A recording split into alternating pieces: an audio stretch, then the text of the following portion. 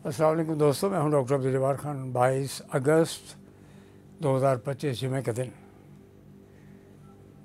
Global सूरत हाल बड़ी तेज़ी से बदलती जा रही है। जैसे मैं अर्ज़ किया कि वेनेजुएला में एक ड्रग के बहुत बड़े स्मगलर हैं, उनको गिरफ़्तार करने के लिए ट्रंप की कोशिश ये है कि अपने कमांडोज़ या फ़ौजियों के एक दस्ते को वेनेजुएला भेज दिया जाए और माडुरो को गिरफ़्तार करके लाया जाए।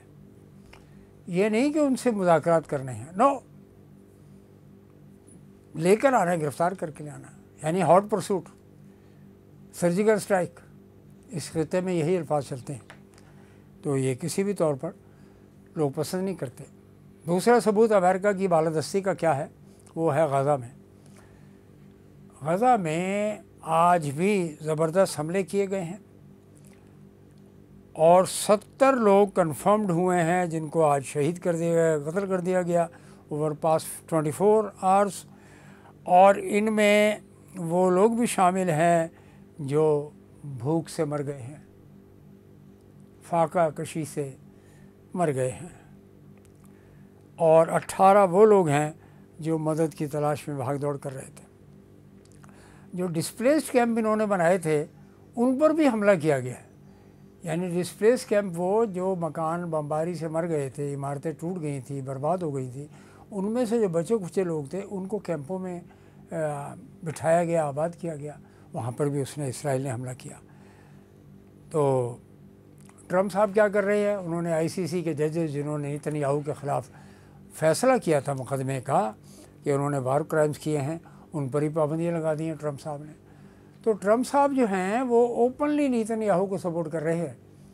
तो इसके मुकाबले पर शेर को सवा शेर, यूक्रेन के हवाले से जो बातचीत की जा रही थी president Putin of the Russia से, तो उसने क्या किया, उन्होंने कीव में और दीगर इलाक़ों में ज़बरदस्त ड्रोन अटैक किया। 600 अटैक कर दिए उन्होंने एक ही वक्त में। तो पुतिन जो है वो अपनी जगह डिटर्मिन है, ये रिजॉल्व कि यहाँ से यूक्रेन को नेटो से अपने आप को अलग करना पड़ेगा और ये जो इलाक़ा 30% के करीब उसने कब्ज़ा कर लिया है जंग में, वो रशिया के पास रहेगा। इससे कम पर वो किसी भी तौर पर मुज़ाकरात करने को तैयार नहीं। तो जब आप ज़्यादती करेंगे तो आपके साथ भी ज़्यादती होगी।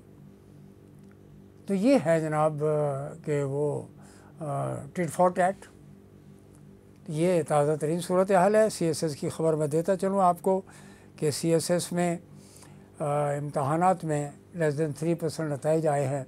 18,000 के करीब अपीयर हुए हैं और उसमें से यानी CSS के 2025 के तहरीर इम्तहान के लिए 18,139 टू बी एग्जैक्ट उम्मीदवारों ने अप्लाई किया। तहरीर इम्तहान में 12,792 उम्मीदवारों ने शिरकत की। ये फेडरल पब्लिक सर्विस कमीशन की रिपोर्ट है।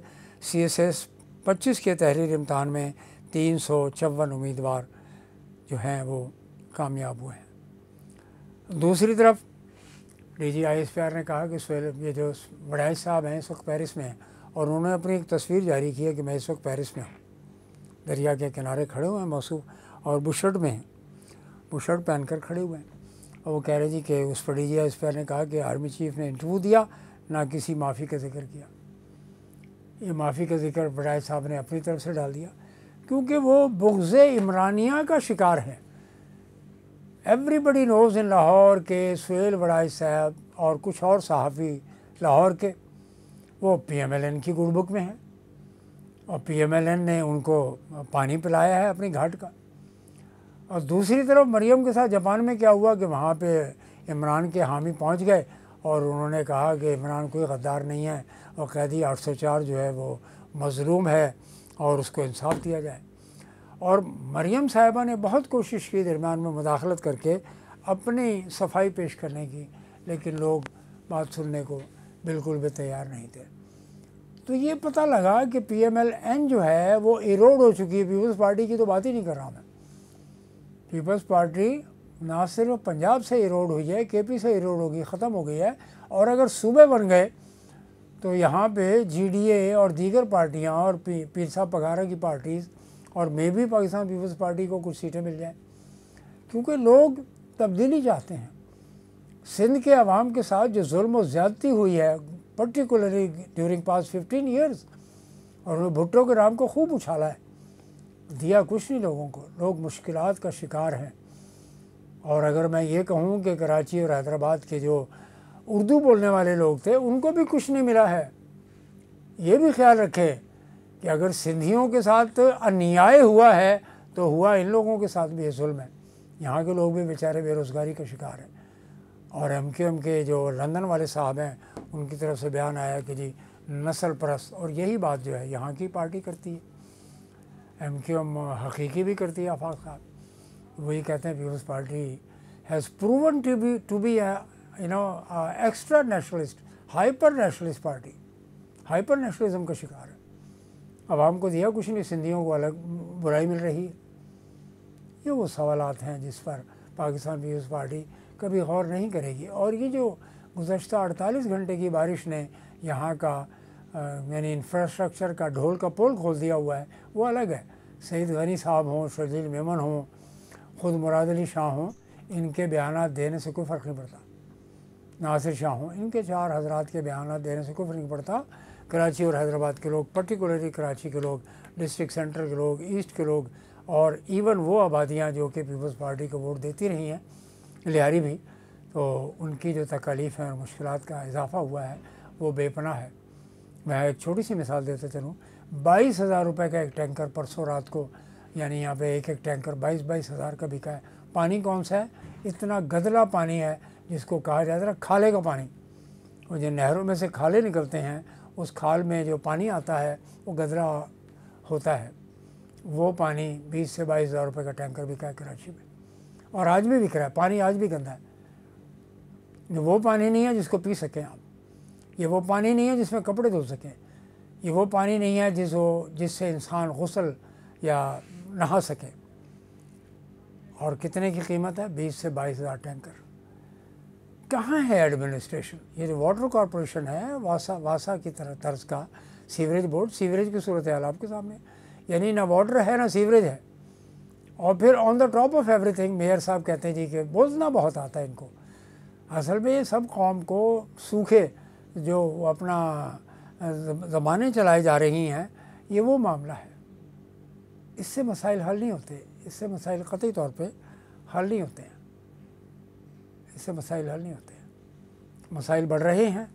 आपने देखा इकोनॉमिक प्रोपोजिशन में एनर्जी के हवाले से 250 यूनिट का बिल अब 15,000 से क्रॉस कर गया है। इन्होंने जो पीछे कहा था ना, ये 1 रुपया और 2 रुपया हम आपको बेनिफिट दे रहे हैं, ये जो अवैस लगारी साहब और शहबाज शरीफ, इन्होंने बड़ा यानी धूम धड़क्का किया कि आवाम को किसी तौर पर सहूलत के प्रोजेक्शन किए जाएँ। No, not at all. आपको ताज़ा तरीन बिल की सूरत हाल बता दी है मैंने। टैंकर की प्राइस मैंने आपको खिदमत में पेश कर दी है। 36 घंटे बिजली नहीं है, यानी 1.5 दिन तक बिजली नहीं है घरों में, कमर्शियल मार्केट्स में। तो ये कहना, ये वही जो आपकी जो बाल्कनाइजेशन ऑफ यूरोप हुआ था, यानी यूरोप जब टूट रहा था, हंगरी, बल्गराद, बेलफास्ट, इस एरिया चेकोस्लोवाकिया, पोलैंड, रोमानिया, ये कहाँ मुल्क गया? तो मुल्कों के नाम भी शुनीद में नहीं आते। तो same identical proposition prevails in Karachi. और on the top of everything अगर सूबों की बात की जाए तो फौरी तौर पर पीपल्स पार्टी को तकलीफ़ पहुँचती है। जाकर कहें ना जरदारी साहब की जब सूबे नहीं बनाने, नए सूबे नहीं बनाने अगर सूबे तो एडमिनिस्ट्रेटिव यूनिट्स बनाए उसको। सदर्न सिंध कर दें, नॉर्दर्न सिंध कर दें, सदर्न पंजाब कर दें, नॉर्दर्न सेंट्रल पंजाब और नॉर्दर्न पंजाब कर दें, हज़ारे को अलग कर दें। आप मानसरा टू इतना लंबा इलाका है, बना दें, बहुत बेहतरीन सूबा बनता है। इधर डेरा इस्माइल खान टांग के इलाके में बड़ा अच्छा सूबा बनता है। शिरानी के इलाके से नीचे डाउन द लाइन कोयटा, जोब और दीगर इलाक़ों में कई सूबे बनते हैं, नारान, खारान वगैरह। तो इसमें हर्ज की कौन सी बात? सराइकी एरिया बनता है, कराची सूबा बनता है। तो अगर आप एक अच्छी प्रूडेंस गवर्नेंस लाना चाहते हैं, एडमिनिस्ट्रेटिव मेजर्स लेकर आना चाहते हैं और सूबे को और मुल्क को बेहतरीन अंदाज में चलाना चाहते हैं, तो आपको सूबे और एडमिनिस्ट्रेटिव यूनिट्स के बारे में एक डेमोग्राफिक कमीशन बनाना होगा और वो 1-2 महीने में रिपोर्ट दे और इस पर काम कर दिया जाए। उस वक्त तक ऑर्डिनेंस जारी करके इस पर पार्लियामेंट में इसको डिबेट के लिए पेश कर दिया जाए।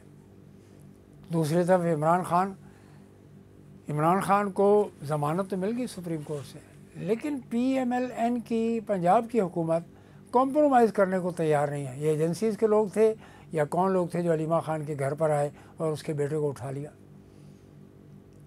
8, 10, 12 लोग आए हैं और उनको गिरफ़्तार करके, यही खबरें चल रही है मीडिया में। तो ये ज़िम्मेदारी जो है एडमिनिस्ट्रेशन की मरीम नवाज़ के पास है कि उनके सूबे में या यहाँ पर बरादरी शाह साहब की या इवन बलूचिस्तान और KP में अली अमीन गंडापुर हों या सरफराज बुगटी हों, लोगों की जानो माल की हिफाजत की ज़िम्मेदारी हुकूमत वक्त के पास है। उनको इस बारे में कतई तौर पर कोई रियायत नहीं करनी चाहिए। प्रोटेक्शन और कॉन्स्टिट्यूशनल जो शेल्टर्स और प्रोविजंस और बेनिफिट्स है वो हर शहरी का बराबर का हक़ है, और इसकी डिस्पेंसेशन अदलिया और गवर्नेंस एडमिनिस्ट्रेशन के पास है। बहुत बहुत शुक्रिया। डॉक्टर अब्दुल जब्बार खान ऑफिशियल से मुझे इजाज़त दीजिए। इसको सब्सक्राइब कीजिए, कमेंट कीजिए, बाअखलाक कमेंट कीजिए। बहुत शुक्रिया।